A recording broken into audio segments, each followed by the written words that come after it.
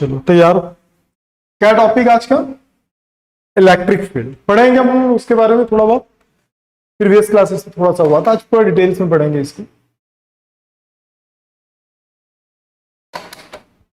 चलो, तो electric field ना, सबसे पहले इलेक्ट्रिक फील्ड होता है क्या है? और मैं लिखवाता भी जाऊंगा, लिखते चले जाना साथ में ना। इलेक्ट्रिक फील्ड का मीन क्या होता है कि मान लो कि हमारे पास कोई चार्ज है। सबसे पहले चार्ज के बारे में बात करते हैं। चार्ज के दो कैरेक्टरिस्टिक हम पढ़ेंगे, एक होता है सोर्स चार्ज, एक क्या होता है? Source charge. सब लिखेंगे है ना, जब मैं लिखने बोलूंगा तब, अभी सिर्फ देखेंगे, जब मैं लिखने का मौका दूंगा उस समय लिखना है। ठीक, सोर्स चार्ज और दूसरा क्या होगा? पॉइंट चार्ज और टेस्ट चार्ज। इसे क्या बोलते हैं? Test charge. अगर मैग्नीट्यूड की बात करें ना, तो जो सोर्स चार्ज होता है, अगर ये सोर्स चार्ज Q है और टेस्ट चार्ज अगर Q0 है, तो ये क्या होता है? मच देन ग्रेटर होता है compare to the test charge, मतलब इसका वैल्यू ज्यादा होता है कंपेयर टू टेस्ट चार्ज। ये तो अपन पिछले क्लास में बात कर चुके हैं। ठीक है, तो हम क्या अभी बात कर रहे हैं इलेक्ट्रिक फील्ड। इलेक्ट्रिक फील्ड का मतलब क्या होगा कि मान लो मेरे पास कहीं पे सोर्स चार्ज, यहाँ पे क्या है? एक सोर्स चार्ज। ठीक है, इस जो सोर्स चार्ज के सराउंडिंग क्या होगा? इसका अपना एक पर्टिकुलर एरिया होगा, that is a electric field. इसको क्या बोलते हैं? Electric field. तो इसको डिफाइन कैसे करेंगे, इसको डेफिनेशन कैसे बनाएंगे?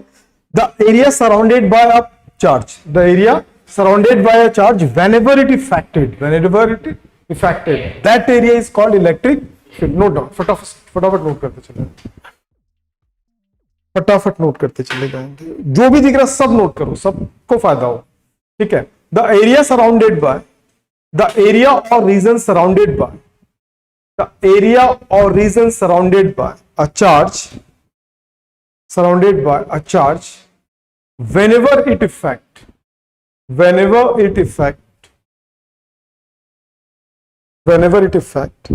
that area or region is called electric field. Complete. चलो अब सोचो कि इस एरिया के बीच में ना हम क्या करते हैं? एक चार्ज को रखते हैं, एक छोटा सा, ये सोर्स चार्ज है, और यहाँ पे क्या रहता है? एक टेस्ट चार्ज। इसको क्या बोलते हैं हम? Test charge. अब टेस्ट चार्ज है तो हम जानते हैं कि इसका क्या होता है? ये बहुत कम मैग्नीट्यूड का, बहुत कम इफेक्टिव होता है, तो इसका भी जो एरिया होगा वो क्या होगा? बहुत स्मॉलर एरिया होगा ना, लेकिन एरिया उसका भी होगा। लेकिन अब दोनों के दोनों एरिया एक दूसरे को ओवरलैप नहीं कर रहे, मतलब नो फोर्स, इनके बीच में क्या लग रहा होगा? कोई भी फोर्स नहीं लग रहा। लेकिन ये चार्ज जैसे इसके अंदर आ जाए, इस फील्ड में आएगा, तो वो चार्ज क्या करेगा? एक फोर्स एक्सपीरियंस करेगा। क्या एक्सपीरियंस करेगा? Force experience. कब किया? जब वो इसके एरिया में है। ठीक है, तो सेकेंड पॉइंट लिखोगे, the area or region surrounded by a charge, the area or region surrounded by a charge when kept any other charge,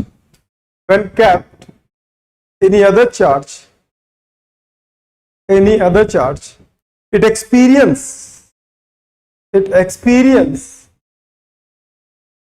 attraction force or repulsion force,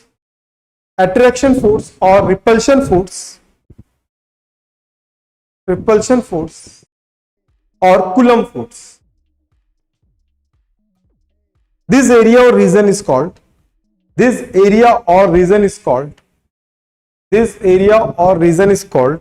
electric field. Got it? Complete है, easy यार, पहले अपन पढ़ चुके हैं ना। ठीक है, लेकिन इसके एक और कुछ डेफिनेशंस मैं आपको बोर्ड पे भी दिखा दे रहा हूं, तो उसको भी आप नोट कर लेना। अ पॉजिटिव चार्ज और नेगेटिव चार्ज, ठीक है, दिख रहा है ना सबको? अ पॉजिटिव चार्ज और negative charge is said to be create its field around itself. ठीक, thus the space around a charge in which another charge particle experience a force is said have a electric field in it. Clear है? कोई जो अभी second point लिखे हो वही वाला किसी और तरीके से लिखा। इसका एक और डेफिनेशन होता है, the space around to a charge body in which influence of the charge can be felt. ठीक है, सेम वही जो फर्स्ट वाले लिखे। क्लियर है ना दोनों? अब बात आती है इलेक्ट्रिक फील्ड इंटेंसिटी। किसकी बात आती है? नेक्स्ट टॉपिक है electric field intensity. Next topic electric field intensity. ठीक, चलो अब थोड़ा सा देख लेते हैं इलेक्ट्रिक फील्ड इंटेंसिटी क्या होता है। It is denoted by capital E, इसको किससे रिप्रेजेंट करते हैं, कैपिटल ई से रिप्रेजेंट करते हैं, ठीक है। अब सोच लो वी हैव अ चार्ज, हमारे पास एक चार्ज, ठीक है, ये चार्ज अपने सराउंडिंग क्या करता है, अपना एक एरिया प्रोड्यूस करता है, ठीक है। ये कौन सा चार्ज है, सोर्स चार्ज, और यहां पे कहीं पे ना एक छोटा सा कौन सा चार्ज है, एक छोटा सा टेस्ट चार्ज, ठीक है। तो इन दोनों के बीच जो फोर्स लगता है वो किस पे डिपेंड करेगा, भैया ये तो हैवियर है, इसके अराउंड तो एक एरिया होगा ही होगा, लेकिन अगर इसका मैग्नीट्यूड थोड़ा बढ़ेगा ना तो फोर्स भी दोनों के बीच का क्या होगा, बढ़ेगा। तो जो फर्स्ट पॉइंट होगा, the force between two charges is directly proportional to the amount of test charge. समझ में आ गया। अगर ये तो ऑलरेडी बढ़ा हुआ है यार, समझ में आ रहा है, ये ऑलरेडी बढ़ा हुआ, लेकिन इसके बढ़ने से क्या होगा, फोर्स का वैल्यू बढ़ सकता है। क्लियर है मेरी बात।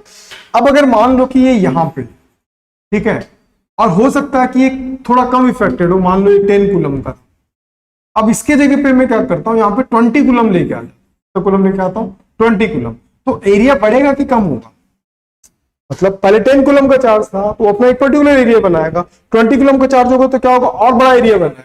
तो एरिया बड़ा बनाएगा मतलब इंटेंसिटी क्या होगा, बढ़ेगा। इंटेंसिटी बढ़ेगा मतलब फोर्स भी बढ़ेगा। बात समझ में आ रहा है।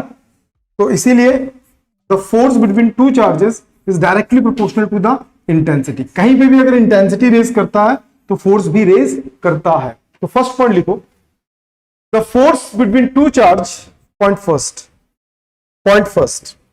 The force between to charge, the force between to charge is directly proportional to the amount of test charge, is directly proportional to the amount of test charge, amount of test charge। Second point इसको लिख लो, उसके बाद इसको लिख लो, उसके बाद सेकेंड पॉइंट में लिखोगे the force between to charge, the force between to charge is directly proportional to the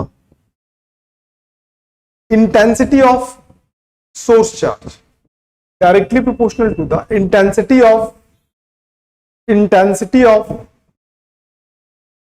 source charge। ये किसकी इंटेंसिटी है, ये सोर्स चार्ज की इंटेंसिटी। चीज ध्यान पे रखना आप लोग।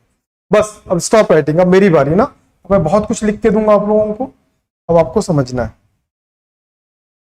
ठीक है। अब सारा चीज क्लास में नोट करोगे।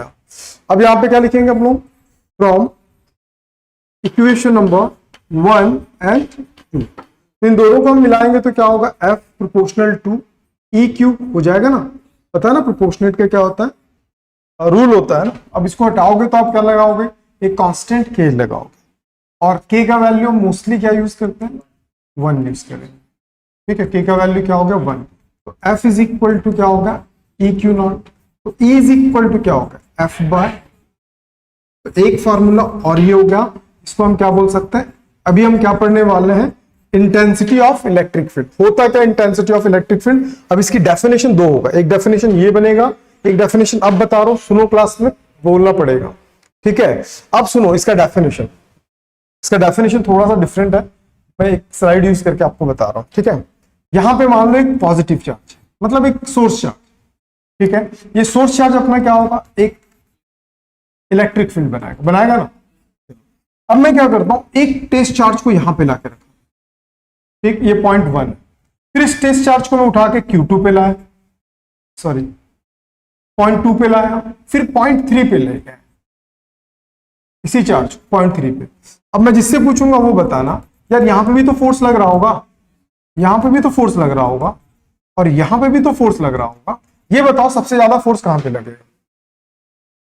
मतलब जितना पास होगा, सिंपल, इसको समझने का सबसे आसान तरीका क्या पता है, मान लो कि कहीं पे आग लगा दी, कहीं पे आग जल रहा है, ठीक है, और हम बहुत दूर खड़े हैं, तो उसका इफेक्ट कैसा होगा, कम होगा, और जैसे जैसे पास जाते जाएंगे तो होगा आग इफेक्ट ज्यादा। सिमिलरली है, तो एक बात समझ लेना कि कोई भी अगर इलेक्ट्रिक फील्ड होता है ना, इलेक्ट्रिक अगर फील्ड है मेरे पास, तो उस फील्ड में हर जगह पे इफेक्ट क्या होता है, अलग अलग होता है। जो इफेक्ट होता है ना, जो क्या होता है, जो इफेक्ट होता है, उस इफेक्ट को ही हम क्या कहते हैं, इफेक्ट को ही अपन क्या कहते हैं, इंटेंसिटी ऑफ इलेक्ट्रिक फील्ड। ठीक है, तो इसके डेफिनेशन क्या बताएंगे, देखो ध्यान समझना। इस इफेक्ट को हम कैसे मेजर करते हैं, वो फोर्स कितना एक्सपीरियंस करता है। इस इफेक्ट को हम कैसे मेजर करते हैं कि वो चार्ज कितना फोर्स एक्सपीरियंस कर रहा है। तो ध्यान से सुनो इसकी डेफिनेशन, और बोलना पड़ेगा क्लास में बैठे हो तो। ठीक है, the force experience by unit positive charge. हम यूनिट क्यों लेते हैं, यूनिट पॉजिटिव चार्ज, इसको बोलते हैं यूनिट। क्या बोलते हैं, यूनिट। इसको क्या बोलते हैं, पॉजिटिव। और इसको क्या बोलते हैं, क्यू को चार्ज। ध्यान से समझो यार, हम यूनिट वर्ड ही ज्यादा यूज क्यों करते हैं, सारे डेफिनेशन में यूनिट वर्ड यूज करते हैं। क्यों करते हैं, इसलिए करते हैं, जब हम कोई चीज खरीदने जाते हैं ना, जैसे एप्पल खरीदने जाते हैं ना, तो हम ऐसे मांगते हैं क्या, 5 kg एप्पल का प्राइस बताओ, ऐसा बोलते हैं। हम क्या बोलते हैं, 1 kg, मतलब यूनिट की बात करते हैं। बात समझ में आ रहा है। हम अगर कहीं पे घूमने जाना होता है ना, तो हम क्या पूछते हैं कि यार, बस वाले को पूछते हैं 50 लोगों का किराया कितना होगा, ऐसा पूछते हैं कि एक जन का किराया कितना होगा। तो ये जो 1 होता है, मतलब हमको अगर यूनिट चार्ज का पता चल जाएगा, तो किसी भी चार्ज का हम क्या करेंगे, मल्टीप्लाई करके निकाल सकते हैं। बात समझ में आ गया। तो अब ध्यान समझो कि अगर 1 यूनिट पॉजिटिव चार्ज जितना फोर्स एक्सपीरियंस कर रहा होगा, तो मुझे जितना चार्ज होगा मैं मल्टीपल करके सबका निकाल सकता हूं। बात समझ में आ गया। तो इसकी डेफिनेशन बहुत सिंपल है, और बोलने की कोशिश करना। क्या होगा डेफिनेशन, सुनो। The force experience by unit positive charge inside of the electric field. ठीक है, ये फोर्स कहां एक्सपीरियंस कर रहा है, inside of the electric field. बात समझ में आ गया। The force experience by unit positive charge inside of the electric field at that point is called intensity of electric. मतलब वो जितना फोर्स इस पॉइंट पे एक्सपीरियंस करेगा, उस पॉइंट पे उसकी इंटेंसिटी को हम वही बोलेंगे। और देखो हर जगह पे इंटेंसिटी अलग अलग है ना, तो यहां पे क्या बोलूंगा, the force experience by unit positive charge inside of the electric field at that point, जितना फोर्स एक्सपीरियंस करा उसी जगह पे, at that point is called intensity of electric field. मतलब हर जगह पे इंटेंसिटी क्या अलग अलग है। कितने लोगों को क्लियर हो गया। बहुत सिंपल डेफिनेशन है यार, सिंपल बोलना पड़ेगा। क्लास में अटेंड करोगे तो बोल पाओगे, ठीक है, घर में अटेंड करोगे तो नहीं बोल पाओगे। तो क्या डेफिनेशन, सिंपल सा definition, the force experience by unit positive charge inside of the electric field at that point word क्यों यूज कर रहा हूं पता, क्योंकि हर पॉइंट पे इंटेंसिटी क्या है, अलग अलग। मेरी बात समझ में आ गया। तो अब क्या बोलेंगे, the force experience by unit positive charge inside of the electric field at that point is called intensity of electric field. समझ में आ गया। कौन बता रहा, जल्दी खड़े हो।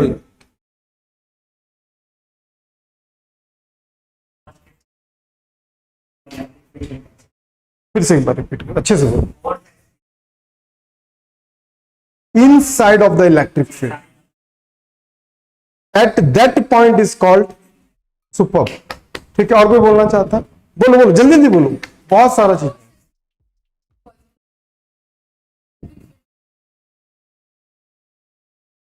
इलेक्ट्रिक फील्ड क्लियर है, समझ में आ गया। टफ है डेफिनेशन, याद रहेगा हमेशा। यही डेफिनेशन मैग्नेटिज्म में हम बोलेंगे, सेम। जो वर्ड इलेक्ट्रिक फील्ड है, तो वहां पे क्या होगा, मैग्नेटिक फील्ड। क्लियर हो गया। अब समझो, अब इसके बारे में थोड़ा सा लिख लेते हैं। तो हमने इसका एक डेफिनेशन तो अभी हमने लिखा, अभी हमने बनाया, लिखो इंटेंसिटी ऑफ इलेक्ट्रिक फील्ड, रुकने का नहीं है। अब ड्यूरेशन ऑफ आपका क्लास का ड्यूरेशन सब बढ़ा रहे हैं हम। जो 1 घंटे की क्लास था वो 1.5 घंटे की क्लास होगी हर क्लासेस। ठीक है, और केमिस्ट्री का जो टाइम है वो इवनिंग में हो सकता है, क्योंकि जो फैकल्टी है दुर्ग से आएंगे। ठीक, लिखो क्या लिखे थे, खुद से लिखोगे बताओ, लिख लो, मैं बता रहा हूं। The force experience by unit positive charge, the force experience by unit positive charge, the force experience by unit positive charge, the force experience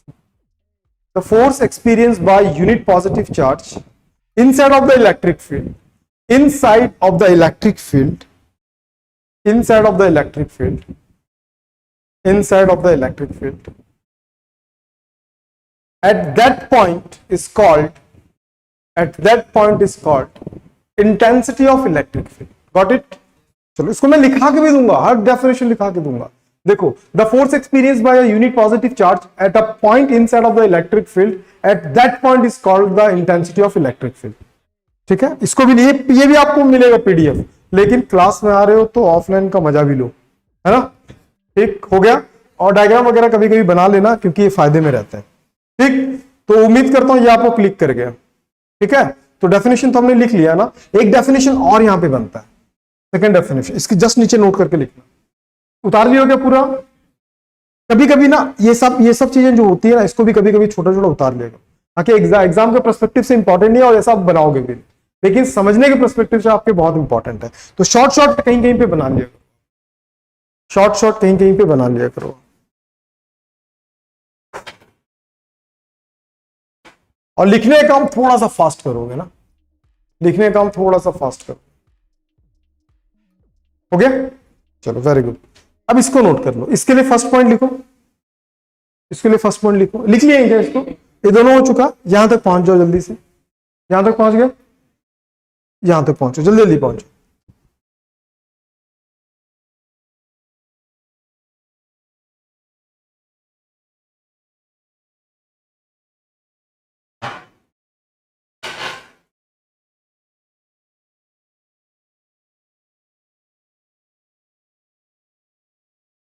हो गया? अब देखो इंटेंसिटी ऑफ इलेक्ट्रिक फील्ड क्या है? इंटेंसिटी ऑफ इलेक्ट्रिक फील्ड जो है ना, it is a ratio of the force between, ये क्या है? Force between two charges by क्या चल रहा है? The amount of test charge, amount of test charge. Easy.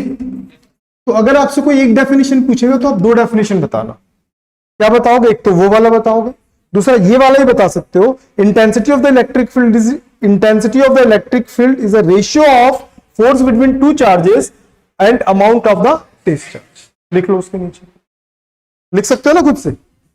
चलो वेरी गुड।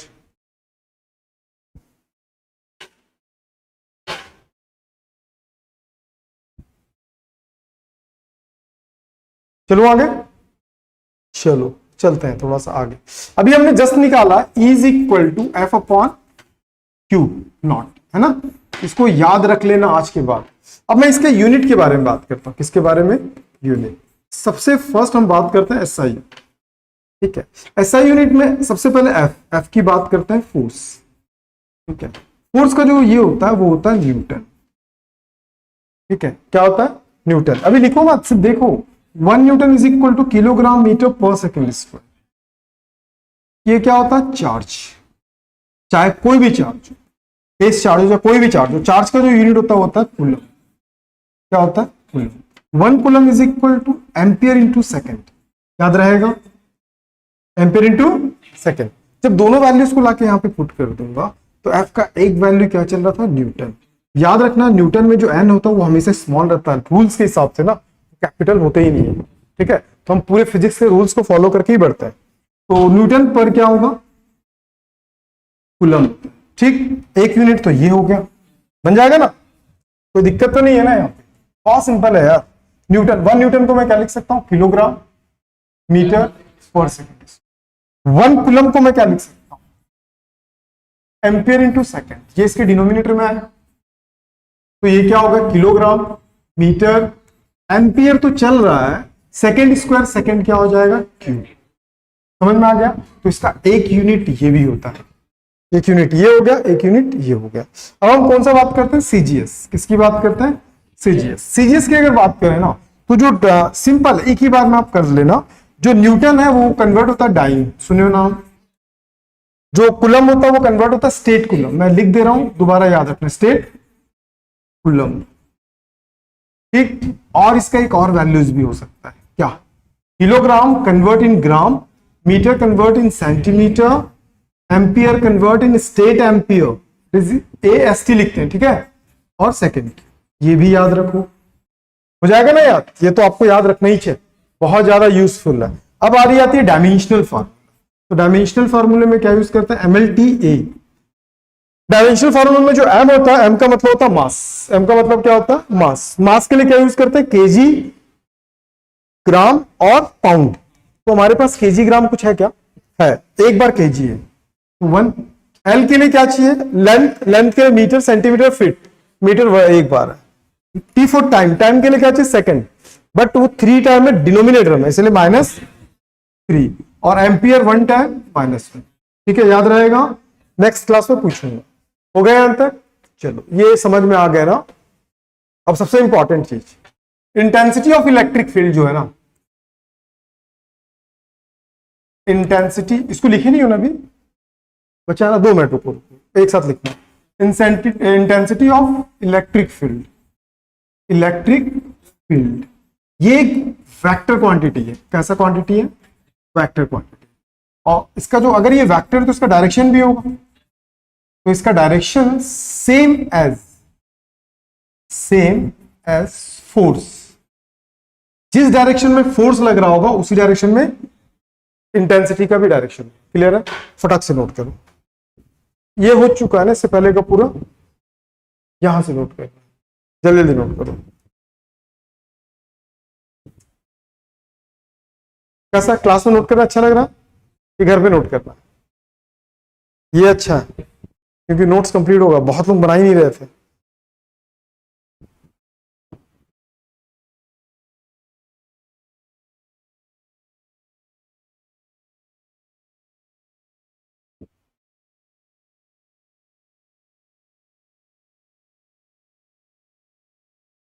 एक अच्छा सा कॉपी लो और नोट्स बनाना चालू करो, है ना।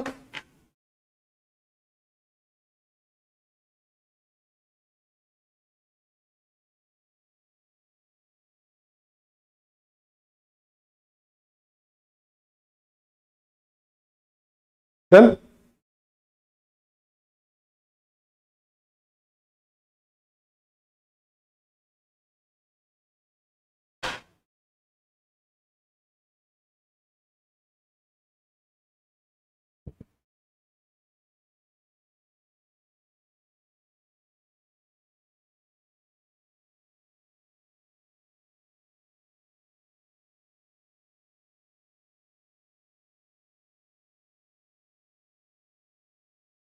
डायमेंशन फॉर्मूला याद रख लेना भैया, हर चीज का हर दिन पढ़ के आ।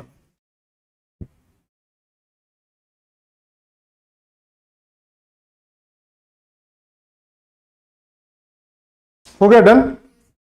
चलो द नेक्स्ट, नोट करके लिख लो। Intensity of electric field is the vector quantities, the direction is same of the force, same as a force.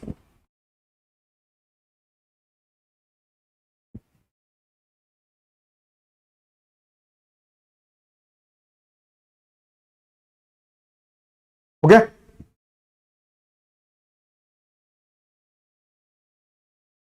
Done ना। Intensity of electric field due to a point charge. अब stop writing, the next topic. अब constructions वगैरह सब लिखवाऊंगा मैं, तो class में note करते चल जाना। ठीक है, अज्यूम करो कि यहां पे हमारे पास एक सोर्स चार्ज, यहां पे क्या है? Source charge. Source charge point O पे है और ये क्या है? +Q अमाउंट का है। ठीक है, अब हमको इसकी इंटेंसिटी को क्या करना है? टेस्ट करना। कितने डिस्टेंस पे? R distance. ठीक है, तो टेस्ट करने के लिए टेस्ट चार्ज तो लाना पड़ेगा ना। मतलब यहां पे एक चार्ज है, उसका इफेक्ट यहां पे कितना, कैसे पता चलेगा? एक रॉड को लाऊंगा तो पता चलेगा यार ये चार्ज है, तो चार्ज को लाऊंगा तभी क्या करेगा, पता चलेगा। सिंपल, अगर मान लो कि एक मैग्नेट यहां पे रखता हूं, तो उस मैग्नेट का इफेक्ट इस जगह पे कितना है आप उंगली से बता सकते हो क्या? उंगली लाके उसके लिए क्या करना पड़ेगा? मतलब फेरोमैग्नेटिक सब्सटेंस, मतलब जो लोहा जैसा हो गया वो फेरोमैग्नेटिक सब्सटेंस होता है। फेरोमैग्नेटिक सब्सटेंस से कोई मैग्नेट को लाओगे तब उसका इफेक्ट पता चलेगा कि ये बहुत ज्यादा इफेक्टेड है। बात समझ में आया?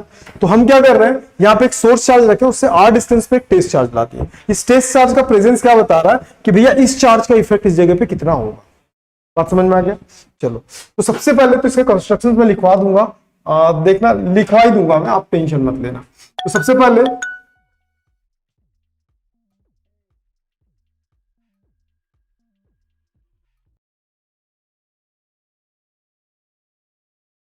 डिस्कनेक्ट, चलो देखो, the force between the charges कितना लगेगा बताओ भाई, कौन बता रहा? इन दोनों के बीच में फोर्स कितना लगेगा? फोर्स लगेगा F = 1/4πε0 Q एंड Q0/r²। कोई दिक्कत? और ये एक्सपेरिमेंट हम किसमें कर रहे हैं?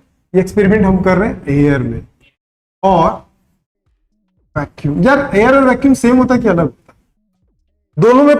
दोनों में जो इलेक्ट्रिक परमिटिविटी होती है वो सेम होती है कि अलग होती है? सेम होती है कि अलग होती है? अटक गया। सेम होती है कि अलग होती है? अलग होती है। परमिटिविटी सबसे कम किसमें होती है तुम बताओ? एयर और वैक्यूम में से सबसे कम परमिटिविटी किसकी होती है? जल्दी बोलना। नहीं पता? पता होना चाहिए दोस्त क्लास में। कितना होता है?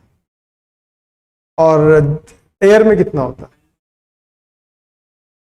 अब ऐसे बोलेगा 000, 000 बोला कर।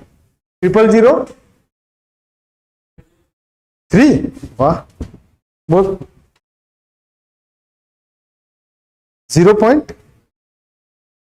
गधर में क्या पढ़ाई कर रहे हो तुम? तो बोलिए 1 पॉइंट अभी भी इनकम्प्लीट है। वाह, अभी तो पलट के देख लिया। ये ऐसा ना करा कर क्लास में, ठीक है? 1.00054 वैक्यूम के लिए परमिटिविटी होती है यार, पढ़ा करो प्लीज, ठीक है? और इसका भी अप्रोक्सीमेट सेम होता 1.000। बढ़ जाओ। तो ये फोर्स हो गया ना, और फोर्स इन न्यूटन, ये किसमें चल रहा है? ये न्यूटन में चल रहा है। The intensity of electric field at R distance, हम क्या निकाल रहे हैं? Intensity of electric field at कितने डिस्टेंस? R distance. कितना हो जाएगा? आर डिस्टेंस पे कितना होगा इंटेंसिटी ऑफ इलेक्ट्रिक फील्ड? पता है ना? F upon Q naught. पता है कि नहीं पता? तो E is equal to F का वैल्यू क्या? 1/4πε क्यू नॉट बाई क्या होगा? Are square. डिनोमिनेटर में क्या चल रहा है? Q not. तो फाइनली हमारे पास क्या बचा? 1/4πε क्यूब बाय आर। यहां तक क्लियर है? तो यहां तक देखने के बाद ना एक चीज याद आ गया, एक चीज इससे समझ में आता है। ये फॉर्मूला किसका है? Intensity of electric field. हम अक्सर नोट यूज करते हैं। कंडीशंस ऑफ नोट हमारा कंटिन्यू चलते रहेगा, ठीक है? कंडीशंस ऑफ नोट क्या होगा? कंटिन्यूअसली चलता रहेगा। यार ऐप बंद हो गया, एक मिनट रिफ्रेश कर दे रहा हूं।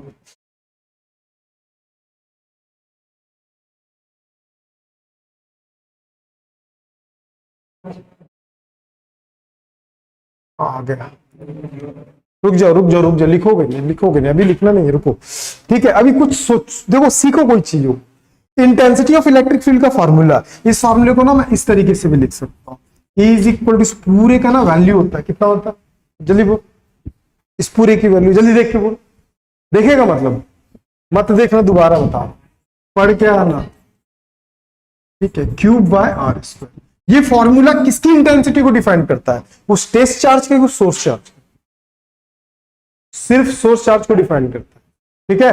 कभी भी हम इंटेंसिटी निकालते हैं तो कभी भी टेस्ट चार्ज की इंटेंसिटी आइडेंटिफाई नहीं करते। क्यों नहीं करते?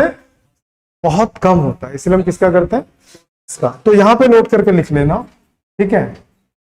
क्या लिखोगे? This formula applicable for the source charge.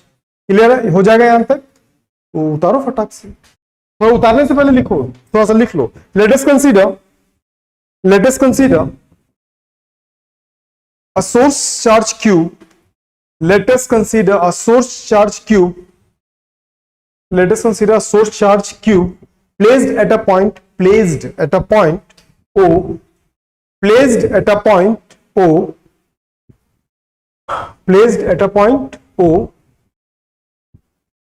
ठीक है? We have to determine intensity of the charge at r distance, small r, at small r distance from the charge। बाकी लिख लो फटाक से। इसको सुनो, अभी जो लिखे हो ना उसको क्या बोलते हैं बता दे रहा हूं, दोबारा आप इस बात को ध्यान पे रखें, ठीक है? इसको बोलते हैं, जो मैं लिखवाऊं उसको बोलते हैं कंस्ट्रक्शंस। क्या बोलते हैं इसको? हर डेरिवेशन के लिए कंस्ट्रक्शंस मस्ट है, बिना कंस्ट्रक्शंस के डेरिवेशन नहीं बनता। कंस्ट्रक्शंस के बाद इस पूरे को बोलते हैं डेरिवेशन। क्लियर है? और इसको बोलते हैं कंक्लूजन। जो लास्ट में निकलता है उसका कंक्लूजन। तो फटाक से नोट करो, you have a very less time ना।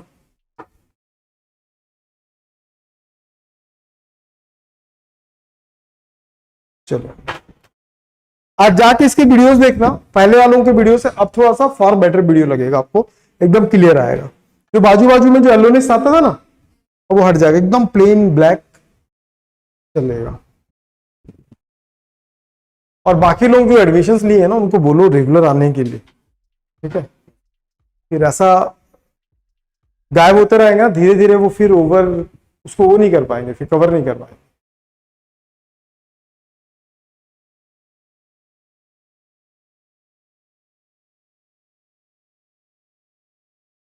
ओके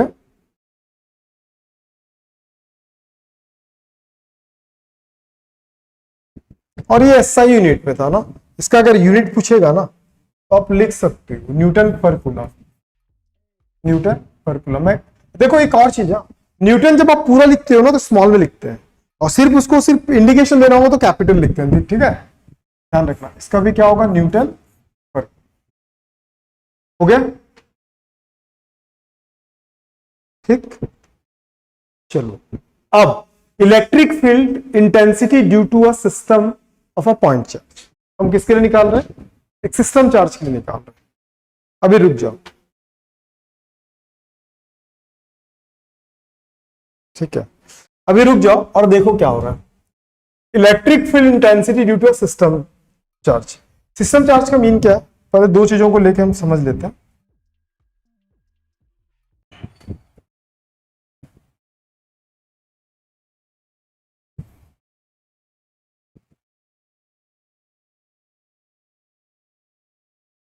ठीक है,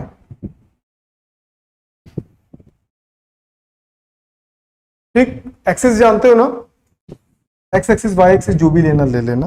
यहां पे एक चार्ज पार्टिकल, यहां पे एक छोटा सा चार्ज पार्टिकल क्या है, Q0, और यहां पे Q1, और यहां पे क्या होगा, बात समझ में आ रहा है।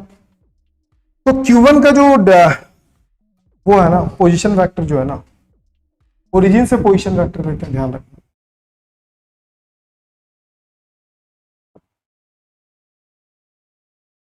क्लियर है, पोजीशन वेक्टर के बारे में जानते हो आपको, है ना।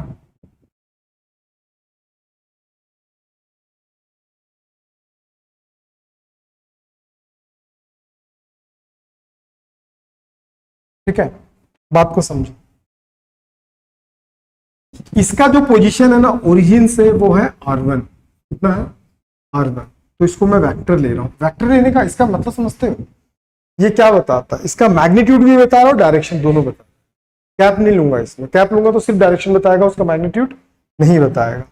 ये क्या होगा R0, ठीक है, या RP ले लो, एक पॉइंट को क्या ले लिया मैं P, तो क्या ले लेते हैं P, और ये उसके डायरेक्शन को बता। यहां पे क्या चल रहा है 2 वेक्टर, ठीक है, मैग्नीट्यूड डायरेक्शन को दोनों बताएगा। अब सिंपल सी बात, आप सोचो कि अगर यहां पे कोई चार्ज है ना, तो उस चार्ज और ये चार्ज, पहले ये इस पे इफेक्ट, दोनों मतलब इसका इफेक्ट इस पे होगा कि इसका इफेक्ट इस पे होगा, इसका नहीं, एक मिनट, इसका इफेक्ट इस पे होगा, यही बोल रहा है ना, क्या बोल रहा है, होना चाहिए ना, सोच खड़े तो आपकी सोच, क्या बोल रहा है ये कि इसका इफेक्ट इस पे होगा, है ना। हाँ, टेस्ट चार्ज को किससे रिप्रेजेंट करते हैं दोस्त, क्यू से नहीं करते, क्यू नॉट से करते हैं, थोड़ी देर पहले ही अपन किए थे। तो इसका इफेक्ट इस पे होगा, तो भैया किधर होगा, इनवर्ड होगा, आउटवर्ड होगा कि इनवर्ड, क्यों होगा outward.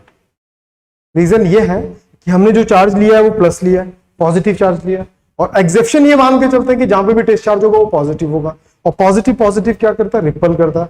Like charges are always ripple together, समझ में आ गया। तो इनका जो डायरेक्शन होगा वो किधर होगा, ये जो इस पे फोर्स अप्लाई करेगा वो आउटवर्ड होगा, क्लियर मेरी बात।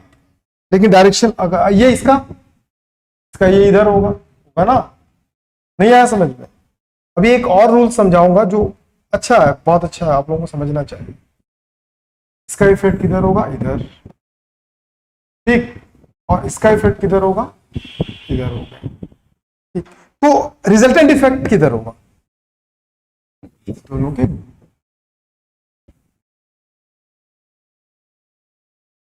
दोनों के बीच में होगा, ठीक, दोनों के बीच में, ठीक है, क्लियर है यहां तक? कोई दिक्कत है? कोई दिक्कत है? तो यहां पे क्या लिखूंगा? E1, और यहां पे क्या लिखूंगा? E2, और यहां पे क्या होगा? E नेट, टोटल जितना वो एक्सपीरियंस कर रहा हूं। क्लियर है यहां तक? नहीं है? अब इसका पोजीशन वेक्टर, ये पोजीशन वेक्टर को बताता कि इस डायरेक्शन में लगा रहा है, इस डायरेक्शन में लगा रहा है, ठीक है, ऑन बाय, ज्यादा 1 से किस में लगा रहा है? 2 पे, ये इसका पोजीशन है, सॉरी P पे, P लिए ना इस पॉइंट को, और यहां पे क्या लगाएगा? ये ऐसा अगर लेते हैं तो क्या होगा? 2 लगा रहा P के डायरेक्शन, ये इसका यूनिट वेक्टर। कितने लोगों को क्लियर होगा? अच्छा, इसका भी नाम होता है पता, 1 P1 और P2, समझ में आता है? ऑन बाय किस पे लग रहा? P पे लग रहा। P पे कौन है? Q0।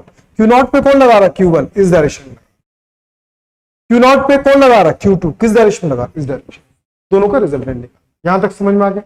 डाउट है कहीं पे? बन जाएगा डायग्राम। अभी तो एक और भयानक सा डायग्राम है जो बहुत लोगों को बाउंस होता है, लेकिन आपको एक बार में क्लिक करा दूंगा मैं। यहां तक क्लियर है? ठीक से बैठ, नींद आएगा वैसे बैठा है तो नींद आ रहा है फिजिक्स में? ये तो यार हाँ, ये क्या कर रहा था? इंटरेस्ट ला भाई, बहुत बेहतरीन चीज पढ़ रहा था, ठीक है। ये अलग बात है कि तेरे दोस्त लोग इंटरेस्ट नहीं ले रहे, ठीक। सबसे पहले क्या लिखेंगे? ओ intensity of electric field at P point due to Q1, ठीक है। क्या लिखेंगे? अब मैं आप ही लोगों से पूछता हूं, इंटरेस्ट आ जाएगा। Intensity of electric field, intensity of electric field at P point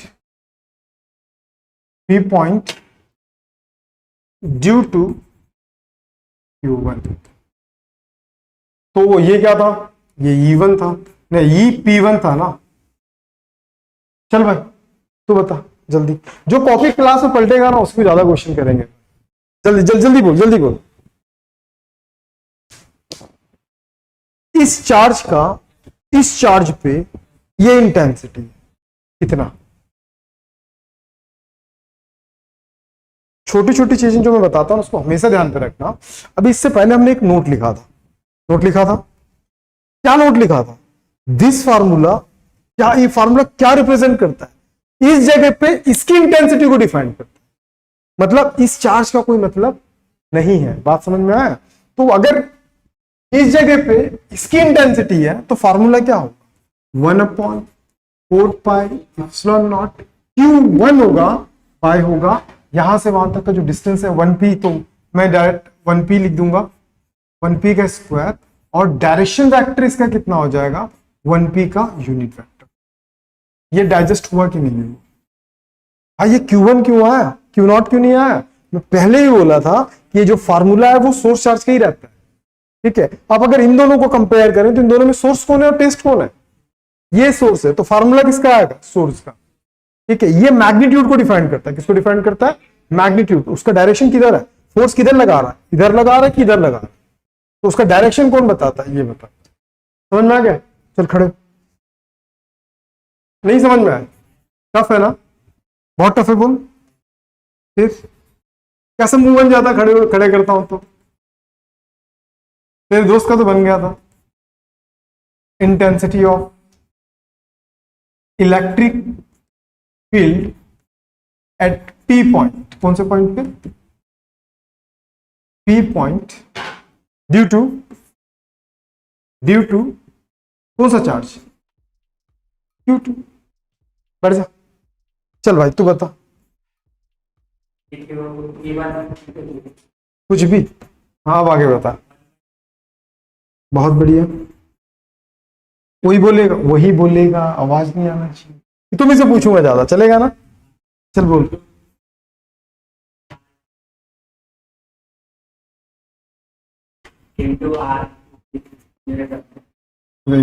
हो गया ना? चलो ये भी आ गया, कोई दिक्कत? हम क्या निकाल रहे हैं यार? हम इसका क्या निकाल रहे हैं? हम सिस्टम का निकाल। सिस्टम में क्या होता है? एक से अधिक पार्टिकल्स होते हैं। तो अब हम नेट निकालने के लिए क्या करेंगे? दोनों को जोड़ देंगे। क्या करेंगे? हम जोड़ देंगे। देन द नेट इंटेंसिटी कितना हो जाएगा, E1 पी लिए थे क्या? हाँ वही है, EP1 प्लस, कोई दिक्कत? ये आसान है ना, ये बहुत आसान है। चल भाई इसका इसका वैल्यू बता। बोल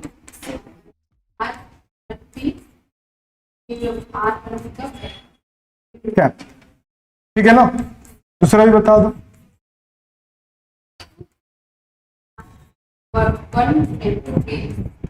बहुत बढ़िया, बहुत स्लो प्रोसेसिंग है ना, स्लो बता रही। देखो ये अभी अपन क्या सीखे बेटे, ये याद रखना है जो फार्मूला होता है ना वो टेस्ट चार्ज को डिफाइन नहीं करता है, वो किसको डिफाइन करता है? तू चेहरे का एक्सप्रेशन अजीब सा क्यों बना रहा भाई, टफ लग रहा है तेरे को? ठीक है, मैं आसान एकदम बहुत अच्छा आसान तरीके से बताने की कोशिश कर रहा हूँ, ठीक है? चेहरा ही ऐसा बोलता है, चेहरा ही ऐसे ही। हाँ दोस्त, कुछ कॉमन दिख रहा है या तेरे से पूछा नहीं करके तू चेहरा सा बना रहा है कि मेरे से क्यों नहीं पूछ रहे हो, है ना? इन लोगों से पूछ, क्या बोल रहा है?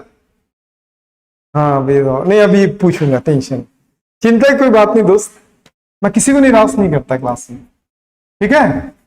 हाँ बोल, हाँ बोल भी देता है, ठीक है? Q2 R2P का स्क्वायर, 2P का Q, अगर N होता तो और भी आगे चला जाता ना, नहीं चला जाता? चला जाता। तो मैं इसको थोड़ा सा ना आगे बढ़ा के ऐसा लिखता, देखो 2 2 2, तो यहां पे क्या होता है, N R NP का स्क्वायर, R NP का क्या, कोई दिक्कत? यार इसको मैं इस तरीके से भी लिख सकता हूं ना, समेशन के फॉर्म में 1/4 समेशन क्यू आई, वेरिएबल क्या है? आई ना, आर आई पी का स्क्वायर, आर आई पी का क्या, ठीक है? अच्छा आई का वैल्यू स्टार्ट कहां से हो रहा है, जा कहां तक, सिंपल, नहीं बनेगा? इसको उतार लिए क्या? इसको नहीं उतारे, फटाक से उतारो, उतारने का काम थोड़ा फास्ट, इसीलिए आपका 1.5 घंटा कर दिया गया है क्लास, लेकिन अभी नहीं, नेक्स्ट क्लास से या मंडे से होगा, इंप्लीमेंट में लाएंगे उसको। उतारने का क्या बोल रहे हैं, मंडे से करेंगे, उतारने का काम थोड़ा जल्दी करना, क्योंकि ऑन टाइम हमको सिलेबस भी कंप्लीट करना है।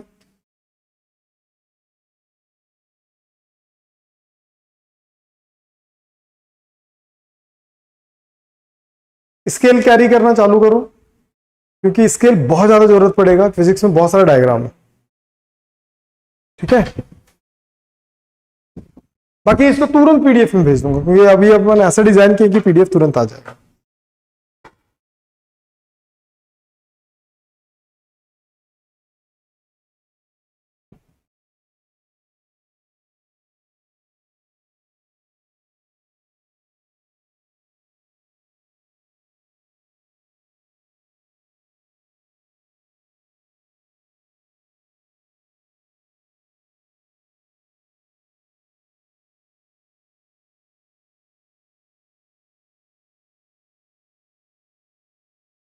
डन।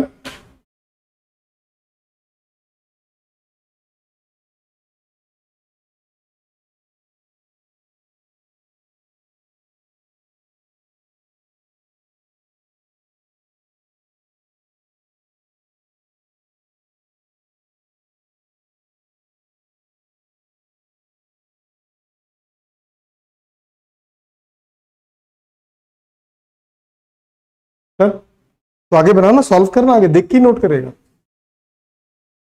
जिनका हो गया उसको जोड़ कर बनाओ ना खुद से।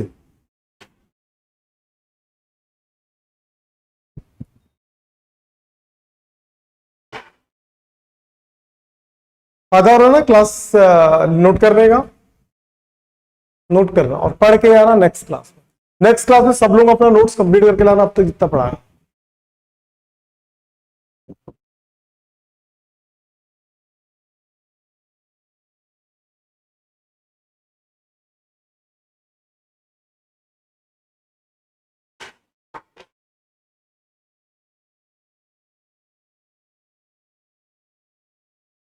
ओके।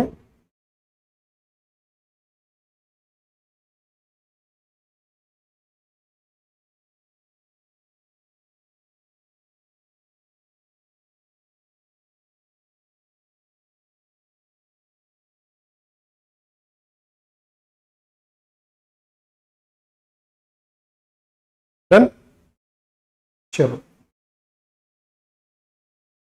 डन ना, लिख लिया ना, लिख लेना। चलो कुछ चीजों पे और बात करते हैं, कुछ मजेदार चीज। अभी लिखेगा कोई भी नहीं ना। यहां पे एक पॉइंट है और ये पॉइंट पी है, ऑब्जर्वेशन पॉइंट। ऑब्जर्वेशन पॉइंट का मतलब जहां पे हमको वैल्यू फाइंड आउट करना है, ठीक है। यहां पे Q1 चार्ज, यहां पे Q2 चार्ज, और यहां पे Q3 चार्ज, और यहां पे Q4 चार्ज है। दोस्त लोग रखते हैं इस डायग्राम को ना, और सीबीएसई के पर्सपेक्टिव से it is a very important, but मैं आप लोगों को फिर भी बता दे रहा हूं ताकि आप सीख लो, ठीक है। चलो सबसे पहले डायरेक्शन देख लेते हैं। ये इस डायरेक्शन में लगाएंगे, नहीं समझ में आया, और ये इस डायरेक्शन में लगाएगा, है ना, और ये इस डायरेक्शन में लगाएगा।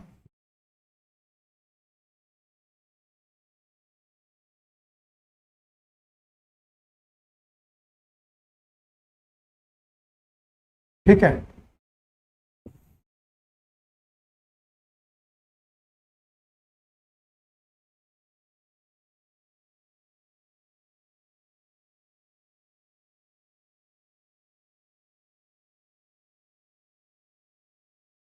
ठीक है, ऐसा कुछ भी कर सकते हो, मैं ऐसे ही बस बना दिया।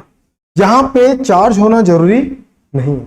अब इस पॉइंट पे, स्पेसिफिक पॉइंट पे हम क्या निकाल रहे हैं, इंटेंसिटी। एक डायग्राम बस समझे, समझना, ठीक है। देखो इसकी इंटेंसिटी किधर होगी, इधर होगी, E1 होगा ना। इसका इंटेंसिटी E2, इसका इंटेंसिटी E3। कोई दिक्कत? और जिसको एक बार में क्लिक कर जाएगा प्लीज रेज योर हैंड ना। और ये E4, कोई दिक्कत है? अब सोचो इन दोनों का स्टार्टिंग किसी एक से करूंगा, इट इज अ वेव ना, आप लोगों को उतना नहीं जाना। ये ऐसा लगा रहा और ये ऐसा लगा रहा, इन दोनों का रिजल्टेंट किधर होगा, समझ में आता है ना। कुछ और यूज कर ले रहा हूं, ये कलर यूज कर लेगा, इनका रिजल्टेंट इधर होगा, ठीक है। ये किसका रिजल्टेंट है यार, आप बोलोगे सर E1 प्लस E2 का। अब इन दोनों का काम खत्म। अब ये E3 और किसके बीच, जो रिजल्टेंट है उसके साथ, बात समझ में आए। पहला E1 का E2 के साथ निकाल दिए, E2 का E1 के साथ निकाल दिए, तो इनका रिजल्टेंट ये आ गया। अब इस रिजल्टेंट को मैं किसके साथ कंपेयर करूंगा, E3 के साथ।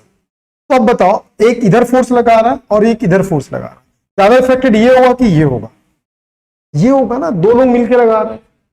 तो जो रिजल्टेंट होगा उसका डायरेक्शन किधर होगा, ऐसे इधर ही किधर ही होगा ना। ठीक है, मैं थोड़ा सा ना इसको करेक्शन कर दे रहा हूं, थोड़ा सा डायग्राम को बेस्ट बना रहा हूं।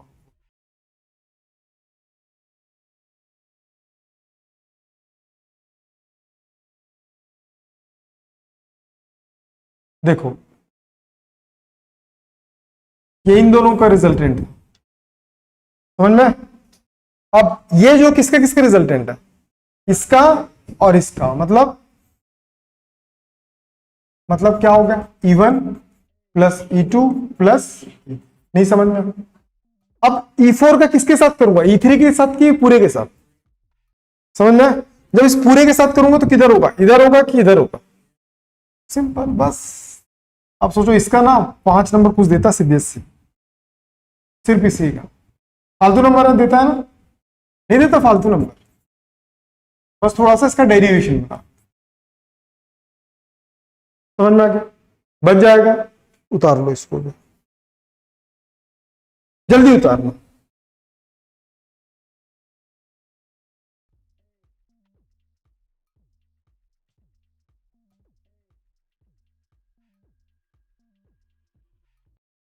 और सेम वैसे बनाना जरूरी नहीं है, आप अपने पर्सपेक्टिव से कैसे बना सकते हो, सीख लिए हो ना।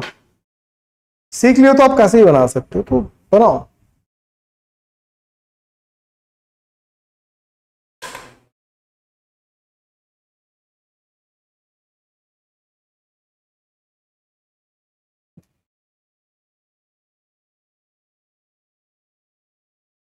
बना लोगे ना? चलो अब न्यूमेरिकल चालू हो गए।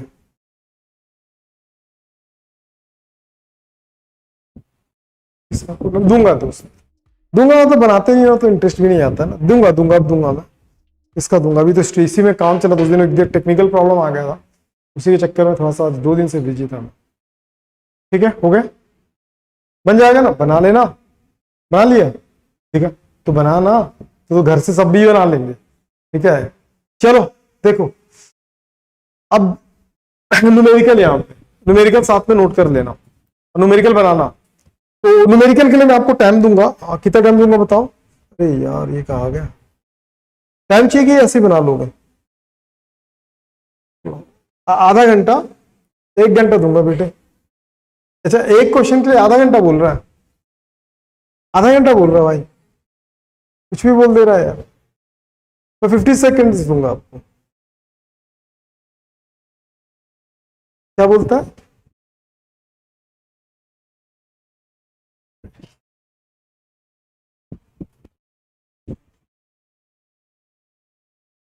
ठीक है, चालू करूं टाइम? तो टाइम स्टार्ट नाउ।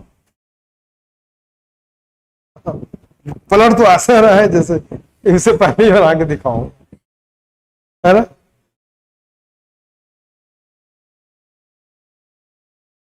बनाना, बोल क्या रहा है? बना के दिखा, आंसर ला। बोलना नहीं है ना, करके दिखाना है। You have only 25 seconds.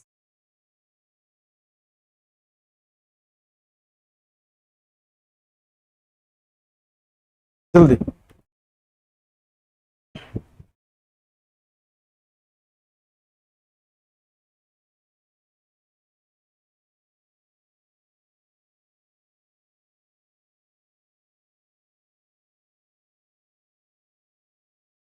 खत्म, टाइम ओवर। ओके, सबसे पहले ना न्यूमेरिकल बनाने के लिए सबसे पहले गिवन वैल्यू लिखते हैं। क्या लिखते हैं? Given value. देखो, calculate the electric field strength, इसको बोलते हैं इलेक्ट्रिक फील्ड स्ट्रेंथ। कैलकुलेट करना, जिसको कैलकुलेट करना उसको क्या कर देना, ठीक है। Strength required to just support a water drop of mass, mass कितना गिवन है? 10⁻³ kg। हैविंग अ चार्ज, उस पर जो चार्ज है ना वो 1.6 इंटू 10⁻⁻90 कूलम। अब बात को समझो, ये क्वेश्चन क्या कह रहा है बता? एक वाटर ड्रॉप है, क्या है? वाटर ड्रॉप, और इसका मास गिवन है 10⁻³ kg, ठीक। और जब ये फ्रीली सस्पेंडेड होगा तो कहां आएगा? नीचे। क्यों आएगा? ड्यू टू देयर वेट, इसकी वजह से आएगा वो, अपने वेट की वजह से। लेकिन मैं चाहता हूं कि वो नीचे ना, वो ऊपर ही रहे या बैलेंस हो जाए, तो उसके लिए मुझे क्या करना पड़ेगा? अगर ये चार्ज्ड है, अगर ये क्या है? चार्ज्ड है, तो दूसरा इलेक्ट्रिक फील्ड इसको क्या कर सकता है? अपनी ओर फोर्स लगा के खींच सकता है। बात समझ में आए? तो जो फोर्स लगाएगा ऊपर लगाएगा कि नीचे लगाएगा? तभी तो बैलेंस होगा। क्यों नीचे नहीं लगाएगा? तो नीचे लगाएगा तो क्या होगा? नीचे लगाएगा तो, हाँ मैं, और नीचे, और स्पीड नीचे चल रहा है, ठीक है। तो इसीलिए जो फोर्स लगाएंगे वो कहां लगेगा? और जो फोर्स लगेगा वो क्या होगा? तो पढ़े हैं ना? नहीं पढ़े? अरे नहीं पढ़े हैं क्या? तो in the condition of balancing, दोनों बैलेंस कंडीशंस में क्या होगा? जो वेट, जो फोर्स होगा किसके बराबर होगा? वेट के। और ये क्यू, और यहां पे क्या चल रहा है? M G. एम, ये जी है, ये क्यू है, कंफ्यूज नहीं होना। एम जी, और यहां पे क्या चल रहा है? क्यू। यार एम का वैल्यू गिवन है क्या क्वेश्चन में? कितना गिवन है? जी का वैल्यू ऑलरेडी बोला नहीं है तो रख लेंगे अपन, क्या रखेंगे? 10। जी का वैल्यू, सॉरी क्यू का वैल्यू 10⁻⁻। सॉल्व कर सकते हो, ऐसे ओरल सॉल्व कर सकते हो। कर,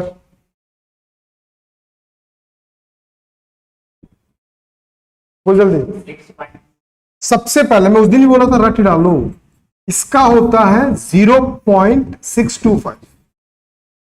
ठीक है, ये 19 ऊपर जाएगा, ये दोनों में से क्या बचा, ये इससे ऐड हो जाएगा ना, तो -2, 19 जाके क्या होगा +19, और -2 10 टू द पावर क्या होगा -70 न्यूटन पर कूलम। क्या बोल रही है, एक मिनट बोल रही है, बोलना किसका साइन का कंफ्यूजन, प्लस ही है यार, प्लस ही। चलो ठीक, समझ में आ गया ना, बन जाएगा ऐसे क्वेश्चन, नोट करने की जरूरत है, कर लो फटाक से करो। ये आपके नोट करने के चक्कर में ना आधा घंटा क्लास एक्सटेंड हो रहा है, क्योंकि आप लोग नोट नहीं, जेन्युइनली बताओ कितने लोग घर पे नोट करते थे, कोई एक लड़कियां वैसे करते, सिंसियर होती है, आधा करता है वो, आधा अगले साल करेगा, ड्रॉप लेगा, फिर से आधा इस साल पढ़ेगा, आधा अगले साल पढ़ेगा ना। वीडियो नहीं डाल रहा हूँ क्या, मैं एग्जैक्टली थोड़ा सा बिजी था इसी सब चीज, अभी थोड़ा सा वो हुआ, अब थोड़ा क्वालिटी आप लोगों को अच्छा मिलेगा, आज आ जाएगा, अभी डाल दूंगा मैं, दोनों लेक्चर्स का डाल दूंगा, ठीक है। इससे बहुत सारे क्वेश्चन है, हम नेक्स्ट क्लास में और बात करेंगे क्वेश्चंस का। ये देखो, ये देखो, ये सारे क्वेश्चन ना मैं पीडीएफ में डाल देता हूँ, है ना, आप इसको बनाने की कोशिश करना, अच्छे अच्छे क्वेश्चन है, इस लेवल के क्वेश्चन बना लिए ना तो किसी लेवल के छूटेंगे नहीं आपसे, ठीक है, बहुत सारे क्वेश्चन है, तो मैं पीडीएफ के फॉर्म में डाल दूंगा आज, ठीक है, डन। अभी के लिए बस इतना ही, क्योंकि मेरा क्लास है अभी ना, 1 मिनट।